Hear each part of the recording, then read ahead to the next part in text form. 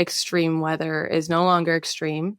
And you can see that in the data. In 2024 alone, there were over 150 record-breaking climate disasters globally, and 2025 continued that pattern. So two things really feel true. First, that disaster no longer feels abstract. Between the frequency of extreme weather and the way that social media is amplifying it, people are living in this constant low-level awareness that something could happen to them or near them. And then secondly, for many, they've lost the illusion that someone else is in control, and there's a growing recognition that systems aren't fully equipped to protect us. So as that responsibility starts to shift downward to individuals and their communities, we are seeing this idea of protecting ourselves and the people around us begin to reshape everything from what we wear to how we live to how we move through the world. And preparedness is a huge part of that. It's moving from something that was once considered fringe and associated with doomsday preppers into something much more mainstream and practical, which is both necessary and also exciting. Just so that you know, like just the framing of it, it's like, and thank you for leaning into this particular side of it, because for those of us who are generalists, like we can't lean into every part of it, but we always feel sort of relieved when we find people who are incredibly good at this. And so I run this little nonprofit. It's national, but we're a pretty small team, and we walk into every mega fire that is federally declared in the United States. I feel like you sort of already answered the question, which is like, what is propelling this readiness is the new wellness, this lean into resiliency? Well, you've already answered it. Like but what propelled you into really like leaning all the way into and wanting to study it? It's one of those tools that we've been needing, but a lot of people shy away from it because it feels too hard for them. It feels too complicated, and they're also worried about doing the wrong thing. And so can you talk about your own experience or journey into getting to that place where you wanted to study it? Yeah, there were a few things actually. Well, first is that I track culture for my everyday job. And one of those edges that we track is this thing called inclement armor and the prevalence and, rapid increase in extreme weather events and how we are reacting on an individual level and also culturally. And then secondly, I lived in LA last year during the fires, and that was a very real and eye-opening experience. And it was 2 months when I was 2 months postpartum at that point. And so I think having both the work experience of tracking this on both a regional, local, and global level, and then also the really very personal experience of seeing it happen to people I love around me firsthand, it felt something really necessary to write about for global wellness. I will tell you that in reading the research paper, it starts on page 82 of the 2026 trends that you can find on globalwellnesssummit.com. But you quote the National Center for Disaster Preparedness at Columbia, the author there, who says, "Fear doesn't drive preparedness. It drives paralysis." So tell me why inspiring fear doesn't work when it comes to disaster, of course. This was a big one. Yeah, this is from Jeffrey, and he talks about how, especially post 9/11, a lot of the disaster messaging was essentially like, if you don't do what I say today, you'll be dead by tomorrow. And that sort of fear-based messaging is what drives paralysis, which I'll say doesn't really surprise me. I think a lot of parents would say the same thing when it comes to raising kids, that, for instance, fear doesn't lead to that positive behavior change. It leads to just shutdown. So in the context of disaster preparedness, when something feels too catastrophic, naturally, it becomes overwhelming and people decide to avoid the topic altogether. So the key is now about communicating in a way that actually empowers people to act. And there's this idea of channeling fear that's becoming really important. There's research from Yale showing that people who engage in even small acts of preparedness, say putting together a kit or making a plan, they all report lower levels of anxiety and depression than people who do nothing.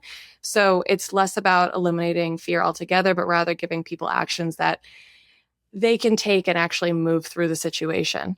Yeah, I will tell you, I just interviewed the top meteorologist from Channel 1 in New York City, and he does a climate report every night. And he says, it's emotional for me, but I don't want to cause mass stampedes or fear or hysteria or people to turn off the TV. So it's all in the messaging. So this is so timely too, because one of the things we're trying to do is to get people to understand that if they prepare and if they build back or they harden their homes in a way that they have a chance to withstand mega fires. I'm only a mega fire expert. I am not an expert in the other perils. What they do is that they actually can build better mental health, better physical health, and they're also helping their neighbor too. But we found is that time and time again, there's resistance even in a place like Los Angeles, and even where a terrible thing just happened, but people base their belief upon what has happened. That's how they propel or forecast what will happen. And so even when something as catastrophic as the LA fires happens, we still find all of the time that people think it's a one-off and that nothing more is going to happen, or that it was simply a failure of government and that it wasn't a result of actually climate change or the built environment. And we always say, like, it doesn't matter if you believe in climate change because it believes in you. And we have to find a way forward so that we're not like I'm going to give you a stomach ache, right? And you're going to be so scared that you will be paralyzed, or I'm going to deny it and I'm going to essentially be drunk before noon. It's like one or the other. You can't do those. In fact, there's a third way, which is exactly what you're talking about, which is preparedness. One of the biggest mental health bonuses that came out of the last few years for me and for so many people now across the country is the app. It's Watch Duty. And that was actually born here in Sonoma County during our 4th mega fire in 3 years, where we had like no nerve endings left at all. And John Mills, his very good friend, he was like, this is so silly. Like, why are we doing these 8 tabs open? And we're trying to depend on this, we are depending on all these disparate places for information, but couldn't we just pull it all together into one app? And I have to say, and I just did a commercial for him maybe 2 months ago, that it was one of those things that as soon as that was there, my mental health improved because I was like, oh, I can put that side down. I don't have to stay up all night to push out good information because social media has led to so much bad information. So can you talk about the role of tech in your work? I really appreciate that you are incorporating that. Yeah, I love that. And just to comment on one thing you said before, I think if you look at resilience and preparedness through the lens of what's happened with health over the past few decades, of how it went from something, our personal health, to something that we fear, to something now that we're engaging with and on a daily basis, I think that's really exciting that this can actually happen in an area that's also really useful in our lives. So just wanted to comment on that. And then in terms of the way that technology is democratizing preparedness, for a long time, as you mentioned, we've had access to this kind of information. So like satellite data and environmental risk, predictive modeling, but it was really limited to researchers and institutions. But that's changing. You now have AI powered systems like Google's flood and fire forecasting work that predict events before they happen. Of course, like you mentioned, there's the warning apps like Watch Duty, or earthquake systems like Japan's, I'm going to pronounce it wrong, but Yurikuru Call, which gives millions of everyday users real-time actionable information. So instead of being told that disaster is happening when it's happening, they're able to see it coming, understand it, act earlier. So it's really exciting that while preparedness is becoming something we're embracing culturally, technology is the thing that's making it actionable.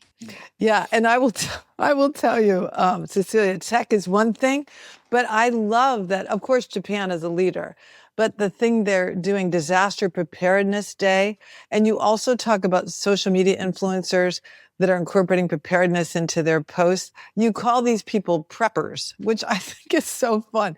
So tell me how that's expanded to like fashion and gaming. You're seeing that brands are starting to design for preparedness. There's a company called Bosai that actually makes jackets with hidden compartments for emergency supplies or hats with built-in solar chargers so you can charge your phone during a crisis, which is really kind of cool. And you're also seeing it show up in retail. So Costco. You I can like tell that. I've never been. That's like Target, Costco. Yeah, we're calling it that. Costco is now selling what they literally call an apocalypse meal bucket, which is a 25-year emergency food supply. Really cool. And even more interesting, you're seeing it get gamified, as you mentioned. So in the Philippines, there's this board game called Master of Disaster that teaches kids as young as 5 how to respond to earthquakes and floods and fires through literal gameplay. So all of these innovations making it fun and approachable, which is really important because that's how preparedness moves from something that people avoid to something they actually engage with. Wow. I actually love that. There's a whole video online that I follow this woman who does all this stuff on housing on YouTube. I'm very exciting in my personal life.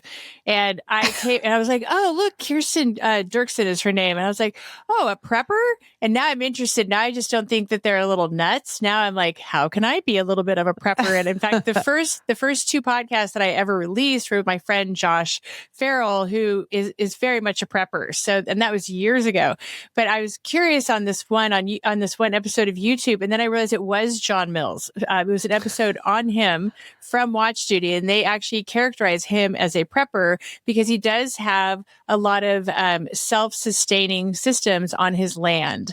And I think that the more that we think about self-sustaining systems, things like balcony solar, which is so popular in Germany and gaining popularity here, but has some regulatory hurdles to pass and a lot of lobbying from the utility companies who don't necessarily want that. But I love this new emphasis on how can we actually not only just endure, but actually thrive at a time when we can't depend on external systems. And that's something that, because we had so many power shutoffs, which you will also experience more of those over the next couple of years, and then they'll get it together and they'll do more microgrids. But on our first years after our fires, we had for about 2 years multiple blackouts where we'd have them for 6 days at a time. Paradise had them up to 2 weeks at a time. And, so many of us were not prepared for what that would mean. What's an inverter? What are all of these tools out there? And so we are looking to preppers where we once may have maybe not been so complimentary. But I'm really appreciative of all the work they've done to hopefully make it easier for the rest of us. So I like that. I like how you're talking about that and relating it directly to mental wellness. So I just want to give you a shout out there. And I think what's interesting is that the hashtag disaster prep has already surpassed 700 million views on TikTok. So people are really interested in Thanks for the tip. Yeah. Oh. Yeah, it's really popular, and as you say, people are really interested in literacy right now, whatever form that comes, and especially when it allows you to live your life in a more capable and empowered way.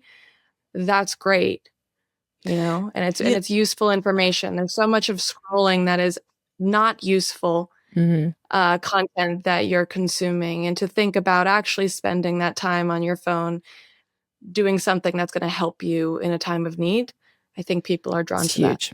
Is there a demographic sorry, Kim, is there a demographic that's really interested in that in particular? I'm just curious about that part. I don't have the exact segmentation, but I would say that because it's on TikTok, that it's, probably it's the younger generation who are really looking for more educational content. And I will tell you, speaking of younger generation, I've been doing this since 2 weeks after the fire, on the street, interviewing people. And every single time I put my camera in front of a young person, I am freaking inspired. I mean, the high school kids had to go to school, Pally High, half burned down. They had to go to an empty Sears building for school and use outhouses or whatever. And the way they're like, we're together, it's okay. And this weekend, we were back at their school for a community gathering. It's open now. And I interviewed these 4 kids ranging from 6th grade to 3rd grade. Now that is not that old. And their composure and their understanding that, they lost their trampoline, their zip line, because these weren't poor kids. And they were like, these are just things. but now I have new friends and we went through this together. What? I can't even. So tell me, what positive developments? I mean, I see that, but for you, Cecelia, what are you seeing around the world in dealing with post-climate trauma? There's actually a lot of hope in this space. One of the most encouraging things that I've seen is the rise of community-based models, because it turns out that the strongest predictor of survival isn't wealth or technology, it's social connection. We see that globally in climate cafes in Europe, mutual aid systems in the Philippines, local alert networks in Africa. But I've also seen it very locally, as I'm sure you both have as well. During the Los Angeles wildfires, there were groups like Community Brigade in Malibu. We love them. I watched closely. Yeah, we love them as Mm-hmm. the fires were happening. And they really showed what that looks like in practice. And so for me, there's a line I love from the research that, your first responder is rarely a firefighter, it's a neighbor. So social connection and community and belonging is so important here. And I think this is the inspiring part, because when you look at rates of loneliness and disconnection in the world, here you have this common foe, this shared problem that's actually bringing people together. And it's getting people to turn to their neighbors and say, how can we rely on each other more? And there's a real return of community in that, and knowing the land that you live on, the weather, the rhythm of the world around you. And in that sense, it's cool to see that community becomes one of the most powerful forms of resilience. So that was exciting for me. Okay, this is my favorite thing ever, because really our specialty at After the Fire is walking into these communities, all over the nation, but especially in the West, into Maui, into the double disaster in Los Angeles. And we are preaching the power of community. Like, you are the ones you've been waiting for. And our job, your community, and it's not our job to teach you community. Our job is to teach the community how to disaster, literally. Like, how do you make it through and then just stay during all the different stages? And they know, there's been research that shows that it is the number one indicator for whether or not a community can come back. Most people think it's money. And unfortunately, that leads to a lack of compassion sometimes for communities that are perceived to have a lot of money, or do have people in them that have a lot of money. And they think, I should only be helping over here and not over here. And what we're trying to say to them is, it's actually, money can actually even slow you down, because if you don't believe in the power of community, or if that's not how you're accessing your superpower, then you think that maybe you could go through it just paying your way out of it. But then that also leads to things like custom homes.